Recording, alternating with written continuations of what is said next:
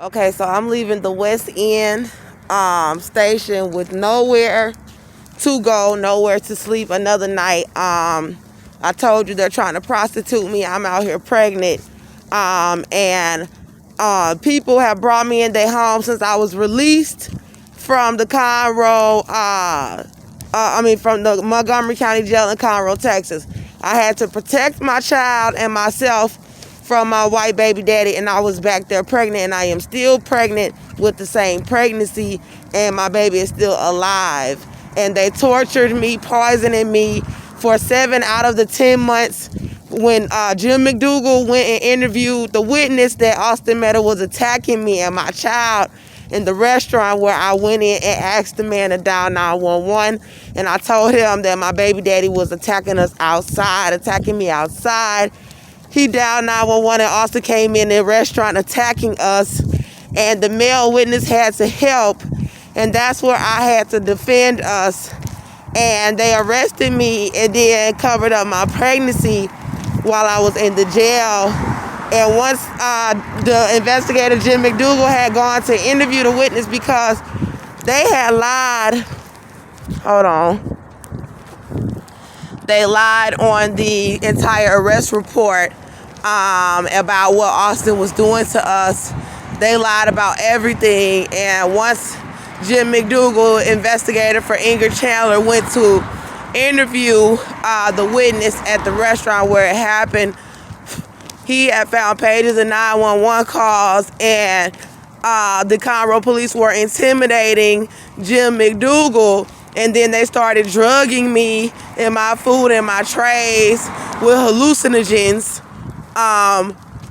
to try to make me go crazy in the cell, so that they could try to say that I was a mental patient, instead of just turning over the evidence that this young white male was attacking us.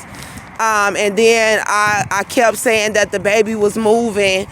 They knew that I was pregnant, but they were lying and saying that I was not, and refusing to give me medical care because I hurt this young white male. Or it might run deeper than that. God let me know something about African Americans and other races multiplying more than Caucasians.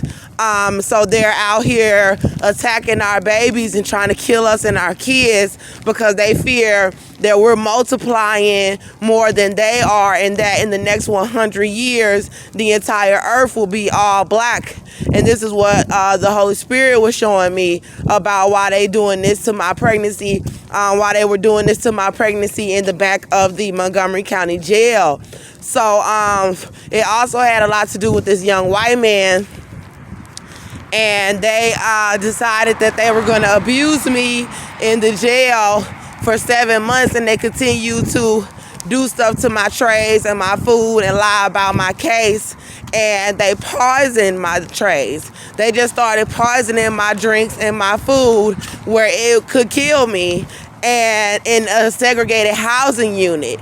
And I did not want to die, so I stopped eating the meals, and I lost 50 pounds while pregnant with my child. And I was skin and bones back there with these very racist clans doing this to me. Women, white men, white women. And then I was appalled by the black officers, women and men who were sitting around watching.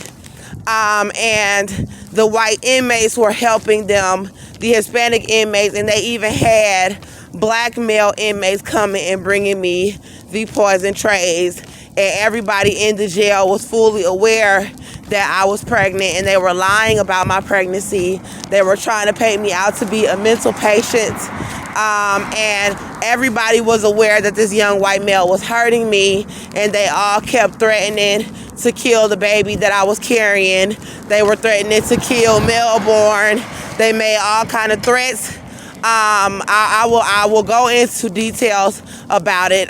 They were doing witchcraft, and they were also threatening to do all sorts of things to Melbourne in the spirit, coming and telling me, oh, while you in here, we're going to be doing this to him, and we're going to do this to him. And it was pure witchcraft. And the Most High told me that they were devils, that's the devil, that's a witch.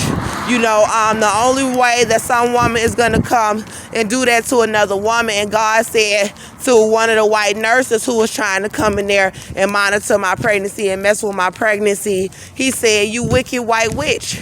He said, I am going to send you to hell.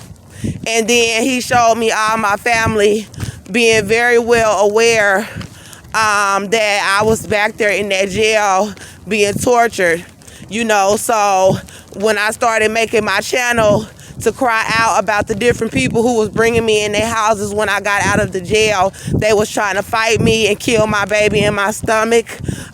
They were bringing in poison food from these white people and from black women that were helping to open up my food and then have me up in somebody's house, bringing me poison food, lying about my pregnancy. They starved me in their houses, and when I started putting out the true information about my case, all of a sudden my family wanted to hop online talking about call them and all of this. But I'm going to tell you something. They were very well aware that I needed somewhere to go when I got out of that jail. And they were very well aware what they were doing to me in the jail. And they were very well aware that they took my child and made all sorts of threats about the type of things that they will be doing to my child and covering it up.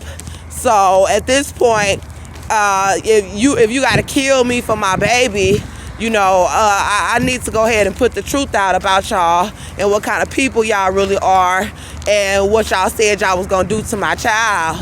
I had a black police officer follow me out of the train station, and this is why I cut the video on, but I didn't cut it on just to tell on him, but I noticed how when I got off of the train, the black police officer, he saw me come down the escalator, and then he pulled around and came back by the street where I was walking out just to intimidate me, because these black police are not for the people.